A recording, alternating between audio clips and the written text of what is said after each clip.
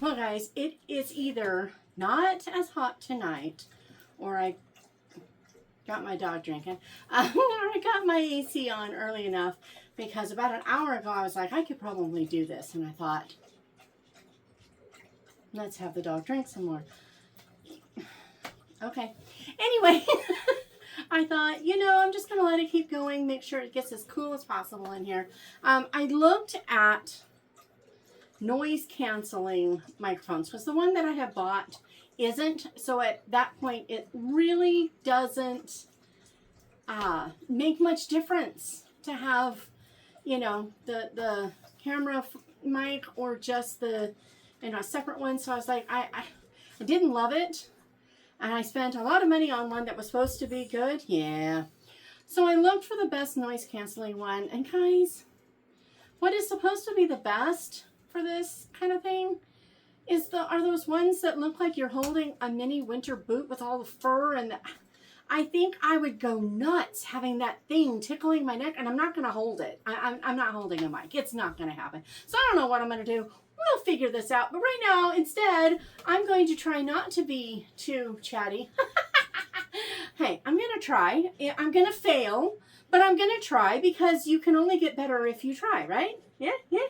Anyhow, so I just had this moment of, is that window open? Have I been like cooling the whole of Ridgecrest? Anyway, so I'm going to do this the best I can. And, we're going to have fun. So this is the mid-year freak out book tag. Does book go in there? I don't remember, because I didn't put the title on here. I just put the questions and then my answers so that I wouldn't forget. Because this is one that you have to really research. It's like, what all have I read this year? So I had to do all the researchness and the ness of the researchness and all the things. Yeah, had to do that. So some of the books I couldn't get, though. I wanted to go into the back room and have, like, the physical copies. I don't think it's over there. I'm going to make sure one of them's not here. I had this moment that I thought maybe, just maybe, because I saw one over there that looks like one, and I was like, oh, it's in here, but it's not the one I thought. So anyway, so problem is that there is a kitten, tiny little thing. They found it just in the middle of the road at like a week or so old, and they managed to keep it alive. And now I'm looking at this little thing, and I'm like, that thing can't be even 6 weeks old. It's tiny. But it's in a crate in the back room, and it's, been kind of playing for a while. It needs to sleep, and I did not want to go back in there and interrupt this kitten's sleep and have it expect to be played with more, because no. So I was like, I'm not going back there. Can't do that. No, this is not our kitten. My daughter's just kitten sitting while others are gone. But yeah. I love kittens. I absolutely love them. Just don't really like cats. Sorry, Jamie Joe. But I just don't. I like other people's cats. I like to go to their house, pet the cat, and go home. I'm just not a cat person. As far as ownership goes, I don't want to really, no, it's not my thing. But kittens, I absolutely adore kittens. Kittens are fun. They're sweet. They're just delightful. I love kittens, but which is kind of strange, because the smaller the child is, the less comfortable I am and the less I enjoy them. But when they get to be like teenagers, teenagers are my favorite.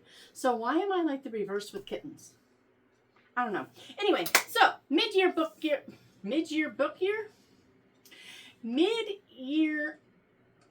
freak out book tag. I'll get the order right, and if book doesn't belong in there, well, it does now. Anyway, so we have how many questions? 15 questions. Let's go. I bet I've been on here for over 5 minutes just talking about nothing. So let's do this thing. Best book you've read so far this year. This was horrible. This was cruel, because I was like, oh, there's Gina Holder's books. I loved those. There was like Heart of a Bowman, which is totally different, and I loved that. And there was Dana Mentink's, and Angelo Carlisle had another one, and then I discovered, speaking of Carlisle, Silver and Carlisle, and there have been all of the detective series that the next, books have come out in, and I've been like, so I've had tons and tons and tons of good ones, and I was like, how do I choose? And so I kind of went with, I got two, and both of them are the ones that, I don't want to say I didn't expect to like, because that's not true, but I didn't expect to like as much as I did, and I am aching for more. And I couldn't decide between the two which it would be. So Theo of Golden, I thought I would like the book, but I did not expect to love it as much as I did. And even my mom loved that book. So yes, the fan is barely on. But my mom she loved it. So, I mean, it wasn't just me. And then also A Most Peculiar Providence by Angela Hunt. Those two books, and they have similar reasons. Both have quiet heroes in them. And I thought that was very flawed people. They're not perfect people, but they're still quiet heroes. And I find it interesting that, like, my favorite books, because even my number 3, which would be The Unforgettable Mailman, that was in there. But there are just so many. I have had a great first part of the year. I've only had a few books that were even 4-star and below. Most of my books this year have been just like off the charts. I love them. So there's that. Worst book you've read so far? It will shock absolutely nobody that it was The Story of Roosevelt Shaw. And yeah, you've heard all about that you could possibly want to hear. So I'm not going to go on and on about it. But yeah, Roosevelt Shaw, not my favorite. I think I gave it too high of a rating even. Yeah, I think 2 stars is probably more like it. And that's kind of sad because I do love Stevenson. But definitely the worst book I've read so far. Yeah, not a fan. Okay, best sequel you've read so far. And guys, when you consider that almost all of the books I read are in series, I mean, it's like, what do I do? I mean, it's so funny, but there were so many, and I had such a hard time because I was thinking, like, I read those books. I can't remember the author. One is like Up Corpse Path or something like that, and the second one was like Sixpenny Holding. Well, I read the second book first, so that technically could have been one of the best sequels because that was one of my favorite books of the year too. So I was like, oh, it could be that. But then I remember Gina Holder's The Escape Game.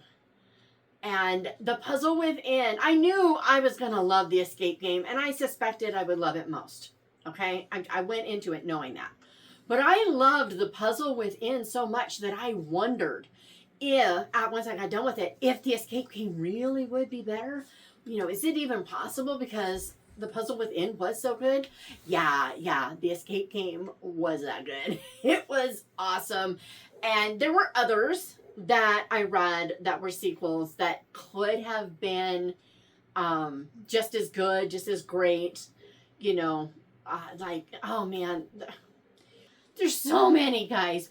Ribbons of Guilt. Does it count as a sequel if it's the third in a series?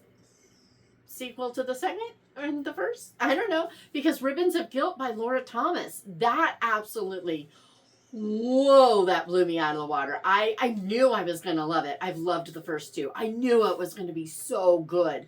And it was. I loved the fact that it was about a married couple instead of, you know, another romantic suspense that is about getting people together instead of about keeping people together. And I loved that about it so much. It was so great. So there was that one. But then I really think I have to say Gina Holder's The Escape Game, because right now, in a lot of ways, it could be the best book I've read this year, even if I'm saying these other ones are, just because it was it was so unexpected. I knew I would love it, but I don't know.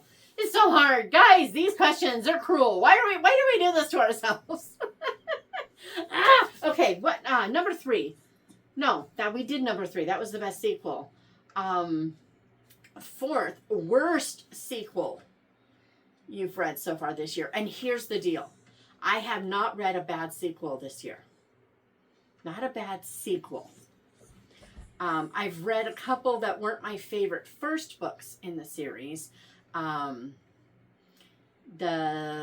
Got Murder, the like artificial intelligence mystery thing that I read. It was okay. And then the Juniper bookshop thing. It could have been that I wouldn't have liked the sequel, but I was never going to read the sequel because of the stuff that was in the first one. I was like, yeah, no. So I mean, I couldn't do this, and so I had a really hard time. And so this is what I came up with. This is really pathetic, okay? Work with me here. This is so ridiculous. So I just decided that it could be any book that I read that was a sequel, because like the Charity Shop Detectives, I'm going to go with that one, just saying. But the Charity Shop Detectives, the first book, I really liked it, but there were things I had problems with. The sequel, I didn't have the same problems with. I just didn't. He seemed to like take care of the problem that, these gals really, if you've got this pair of detective story readers and show watchers, why are they doing things that just have 0 point to them and just going off on tangents just because it's the first thing they think of? These are older women with brains. I just couldn't see it. It was taken care of in the second. So how is that the worst sequel? Only because it's the first one I thought of, because I thought of the worst first one. I don't know that it is any worse as a sequel than any of the other sequels I've read this year. And I would say almost half the books I've read this year have been a part of a series and not the first. Almost half, I would say. And I'm guessing, but I think it's a reasonable guess. I mean, there have been several of the home fronts, mostly mystery series, but there have been some suspense ones. Really loved my suspense ones. I mean, there was the Brand of Justice. There's been a lot. And I'm only going with that one. It's not really fair, but I'm only going with, it's the Beach Hut Murders. And it's because it was the first one I thought of, and the first one was a good example of why it's actually better than the first. So how is it the worst sequel? Well, compared to the other sequels that I read, maybe, but mostly because it's the first one. I mean, I think they all got the same rating. So, but I don't know. I don't know how else to do it. So number 5 is a new release that you haven't read yet, but you want to. Okay, I can't do this. There's too many. I have a lot of new releases that are here that I could choose, but I have one by my chair, and so I decided to pull that one up. The new release, A Lady's Handbook to Gadgets and Guile by Angela Bell. I knew that this one was going to be a whole lot of fun. So it is adjacent to Marvels and Misadventures. It's not a continuation of those characters. It's characters who know them, if I understand the story right. So, but this is, more steampunky Victorian England, and, kind of spies and all kinds of fun things. So I'm so excited. I knew I was going to like that other book. Don't get me wrong. I had no idea how much I was going to love that book. I was like, whoa. So definitely this one. Can't wait to read it. I love the fact that our main character in here is in a wheelchair, especially during this era. I think that's extra cool. Just saying. But yeah. Then most anticipated release for the second half of the year. Okay, guys.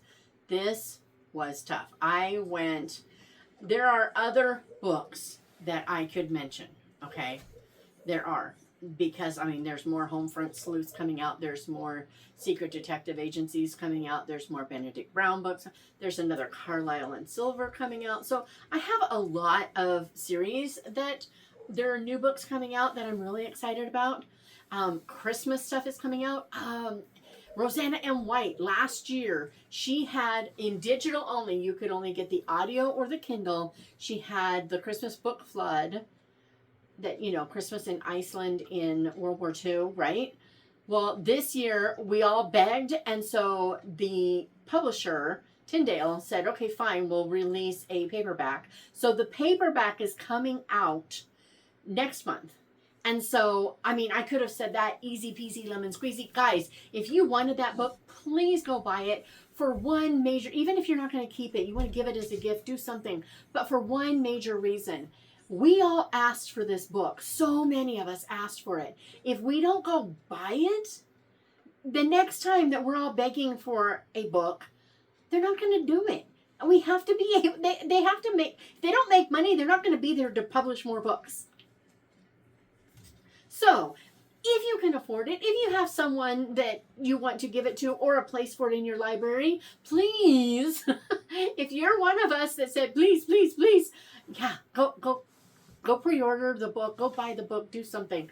I can't wait. I'm going to buy a couple of them just because I begged so hard. So it worked. And if that worked with Tyndale, maybe, just maybe, I think it's Revell, will do 2 more Elements of Danger with Dana Mentink. Who also, guys, one of the books that I'm looking forward to this year, since we're doing that thing, is her Murder at the Marquee, I think is the name of it. It's a murder mystery in 20s, 30s, something like that. Oh, it looks so good. So that's definitely one. But, you know, there's just so many. But I went to Baker Bookhouse and I pulled up what is coming out that I knew I was looking forward to. Amanda Cox has one, Things We Cannot See. A Mysterious Package, a name she thought she'd erased, and the one person she never expected to see again. I mean, it's Amanda Cox. It's going to be good. There is I don't know anything about this, but I'm fascinated by it. It is Harper Muse, so it is not Christian fiction. But it should be clean. And since it's not claiming to be Christian fiction, it's not Thomas Nelson, a Christian publisher, right? It's Harper Muse. I'm hoping that means, anyway. In 1912, aboard the RMS Titanic, Nabia B. Nora is traveling to America to find work to earn the funds necessary to afford passage for the family she left in Lebanon. On the same ship, heiress Marguerite Ashby sails home to celebrate her engagement to a dull British lord, a marriage that will secure her new money family's place in New York society. But when the Titanic sinks, the 2 women's paths are fused together when B saves Marguerite's life, and they are unexpectedly charged with the smallest survivor, a baby boy. And it goes on, nobody claims the infant, all the things. I'm like, the only thing about it that I'm not sure of, and so it's why I can't really put it at the top of this, is because, you know, part of it is about how, you know, she's going to have to try to survive. You know, she survived the Titanic, but can she survive New York society? Not really interested in New York society, especially Gilded Agey kind of stuff. I'm like, I don't know. But then we have Catherine Ray and the Undercover Bookshop, also Harper Muse. Catherine Ray's used to be Christian fiction. Now they tend to be more general market. This is definitely women's fiction. During the winter of 1950, in the small Cotswold village of Great Rollright, amateur sleuth Gemma Brown starts to suspect that the town's best baker, Ursula Burton, is a Soviet spy, tumbling her headlong into a dangerous game of cat and mouse that ends with a decision that will lead her to the undercover bookshop which is the name, the undercover bookshop, and change her life forever. I don't want to read anymore, but I'm like, come on. And finally, Sarah Brensvold has a new book coming out, The Sisterhood of Unlikely Friends. She spent a lifetime keeping her heart under lock and key. Now others are reaching out, but is she ready to receive them? At 42, fiercely independent, Jess Becker is starting over in Kansas City with minimal furniture, 2 houseplants, and a newfound faith. After a lifetime of poor choices, she's determined to finally get it right.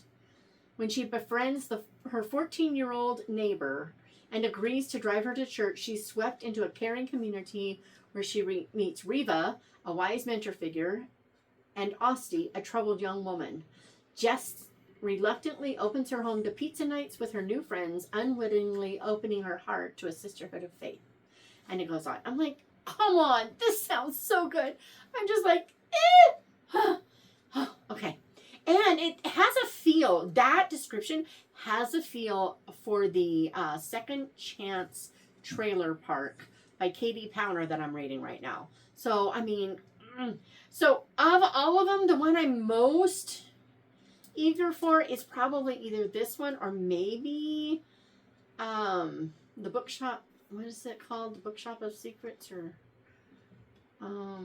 the Undercover Bookshop. I mean, but I don't know. This one was really hard. So, which one am I most? Hey guys, which one am I most eager to read? You tell me. And the one that gets the most people saying you want to read this one is the one that I will just go buy. I think that'll be fun. You're picking the next, which of those am I going to buy? I'm already going to buy the Christmas Book Flood, so that doesn't count. But like the Undercover Bookshop, the Sisterhood of, the Unlikely Sisterhood, or whatever that is, Things We Cannot Keep by Amanda Cox. Okay, let's go with these 3. Things We Cannot Keep by Amanda Cox, The Undercover Bookshop by Catherine Ray, or The Sisterhood of Unlikely Friends by Sarah Brensvold. Chose one of those. I think it'll be fun, and I will buy it. I love it. Any excuse to get to buy another book, right? Biggest disappointment. I know you're gonna think it's The Story of Rosabelle Shaw, and that is fair. But okay, I'm going with Booked for Murder, an old Juniper bookstore mystery. I'm choosing that one because I really loved the voice of the main character. I loved who she was. I loved so much about that book. But the language got hard, and then at the end, there were just a couple of things that I was like, I don't even remember what they were, except I do know she was like over the top upset about one thing, and then it's fine the next second. There was no coming around. It was just like, you're dead to me, we're best friends kind of thing. And I was just like, that doesn't really work. So I'm gonna say that one, because I thought I had found another series that, as long as the language didn't get worse, and as long as, I was still enjoying the story by the end, I thought I had a new series. But I didn't, because by the end I was ticked off about that. There's a very good chance I would have loved the rest of the series, but I wasn't really wanting to deal with the language, and because of that and the other thing, it was an easy end, and so I chose the end. So that was a big disappointment. Biggest surprise, guys, this is one of the ones I wanted to grab out of the other room. Old Herbaceous by Arknell. Somebody Arknell. It starts off, he's just this little boy, and he's not, he doesn't have he doesn't have parents. He's brought up by another family. He ends up going to school, and the teacher at the school teaches him about plants. He learns to love plants. He actually manages to win something at a plant show, and so he meets this like lady of the manor, if you will, and ends up working for her for decades and taking care of her. And it's just a really sweet, gentle story about someone who loves growing things. And his words on kindness in that book were so, so good. It is worth reading the entire book just to read what he says. I think it's to a lawyer. Pretty sure it's to a lawyer, about kindness. It was awesome. It was so good. Okay, so favorite new author. This is tough. My brain goes to 3. First, Gina Holder, the author of the Puzzle Masters or something like that series. She did the Puzzle Within and the Escape Game. It's something Masters. That series was phenomenal. I hadn't read Gina Holder before, and I just loved those books so much. So there were those. There's also Angela Bell. Loved Ladies Guide to Marvels and Misadventure. So, I mean, that would definitely fit in there. Jill Kohler and Heart of a Bowman. Loved that so much. So there's those. But I think I'm going to go with this is like split between Gina Holder and Jack Gatland of the Silver and Carlisle. And mostly, or Carlisle and Silver is actually the right order. But anyway, mostly because of how absolutely phenomenal the character of Silver is. It is such an amazing, unbelievable, where did this come from thing that I feel like, yeah, let's go with that. So I'm going to choose that, but I gotta say, Gina Holder, it's right up there. This next one I have trouble with. It says newest fictional crush. I don't think of that in the way that maybe I'm supposed to.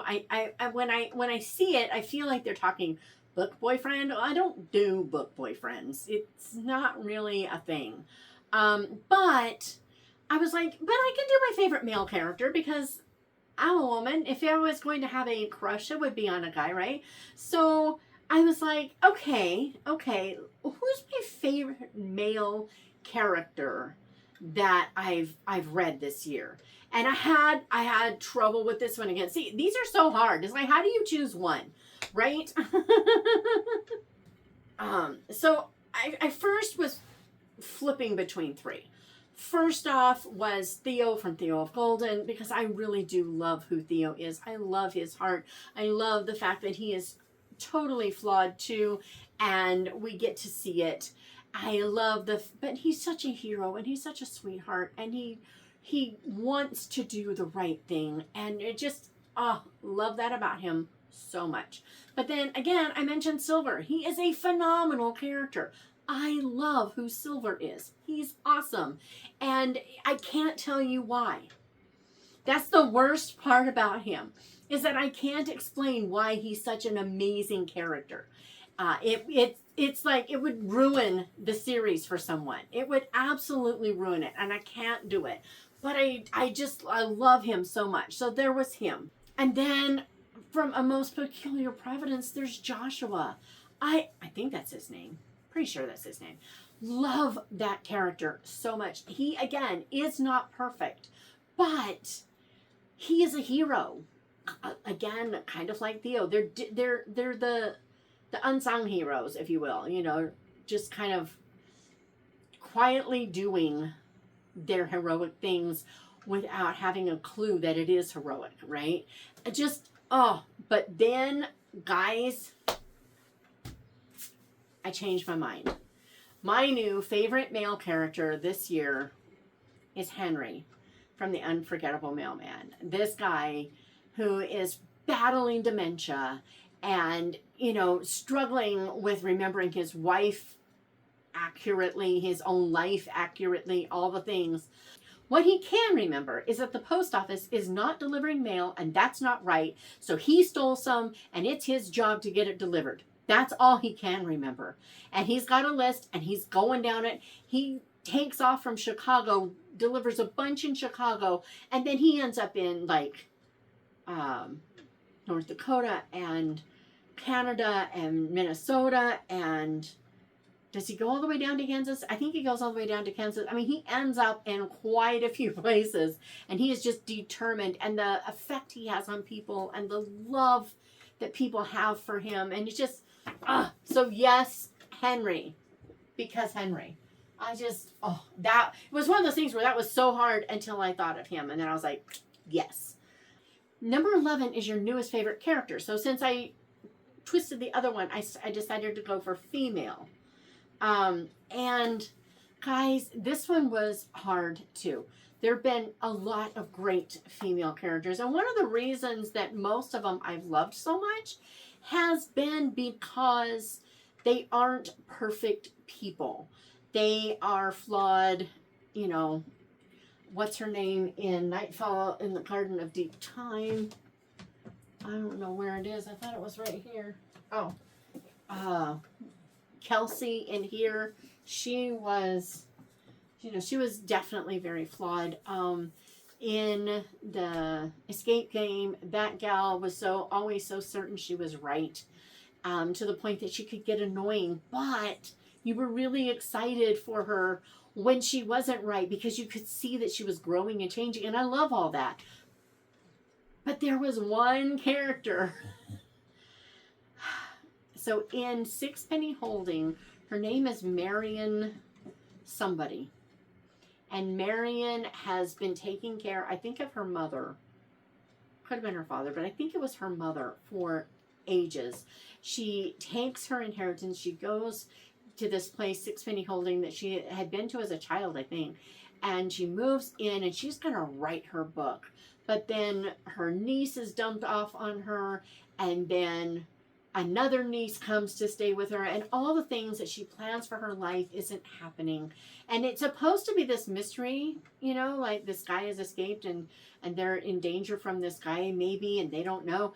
Yeah, it's just like mentioned in the beginning, and she wonders about it in the middle, and then at the very, very end, there's like this little mysterious tense scene, and that's it.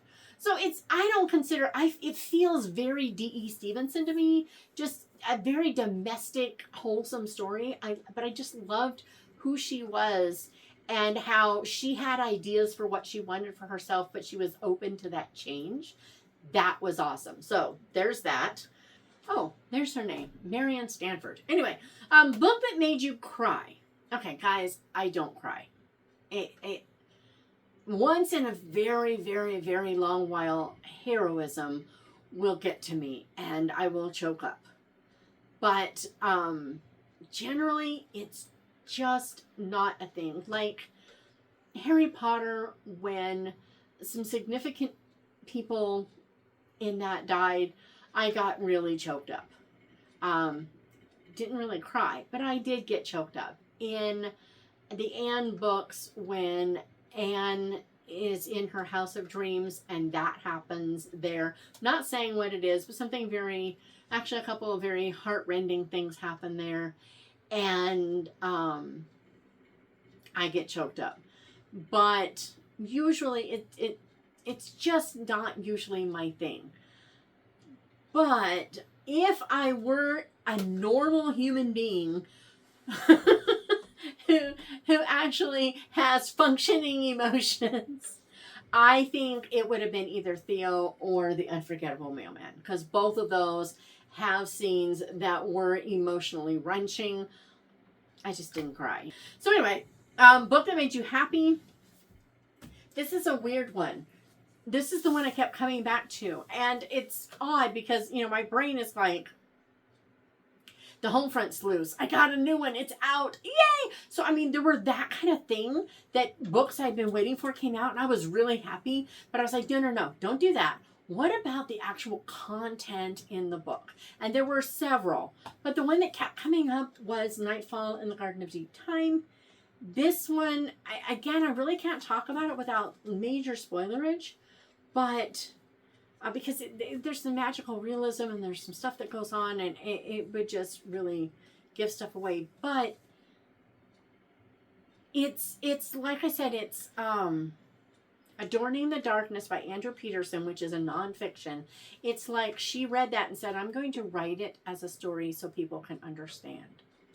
And yeah, so cool. So cool. But so there's that one. And then the most beautiful book you've bought or received so far this year. Guys, I know I had a few beautiful books out here, but I know that I have at least one really amazing book, but I think it's in that back room and I couldn't go get it. So I wanted something I could share. And so then I remembered how delighted I was with this one. So I decided to go with Worlds Collide by Clint Hall. It's not just beautiful outside. It's also lovely underneath the delightful cover. So I decided to go with this one. This is one of the most beautiful books that I've gotten this year. But it technically isn't. It's just the most beautiful that I could get my hands on.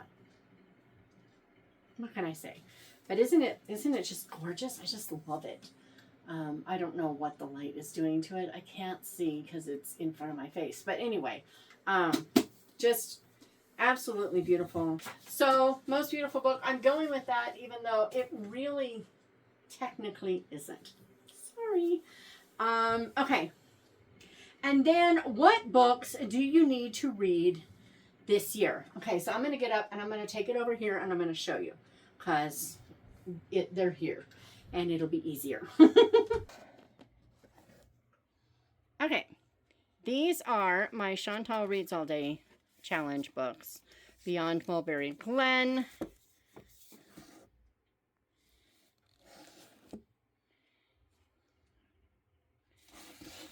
Still Glides the Stream.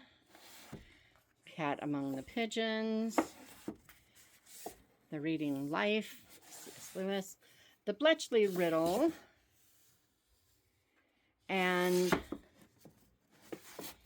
The Gray Mask. Okay, those are the Read Yourself Book Challenge. Read Yourself Book Challenge. Oh my goodness. Read Your Bookshelf Challenge. These are the Passport to Summer readings that I have to read in the next 4 or 5 weeks. So yeah, got quite a few to do, but those are the ones I have to read for the rest of the year. That's it. That's my mid-year freak out. Why is it called freak out? I don't really understand. I don't know what's so freaky about it. It's kind of a strange name for it. I'm just saying. But those are my answers. What are yours?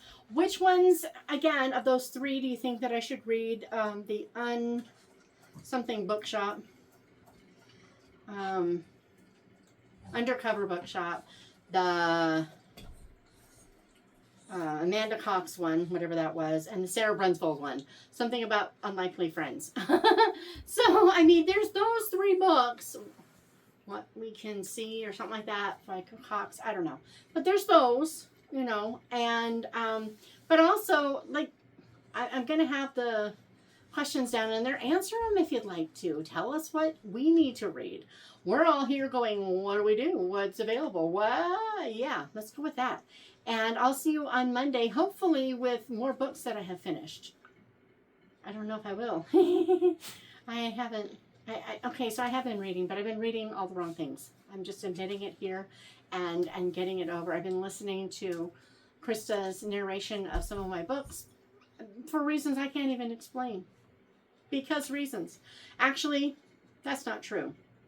But I'll talk about it on Monday because I just figured out why. Hopefully I won't forget before I record that one. Pray that I can get this recorded properly next time because the heat is a real thing. It's starting to get warm in here. So I'm going to say goodbye and I will hopefully see you on Monday.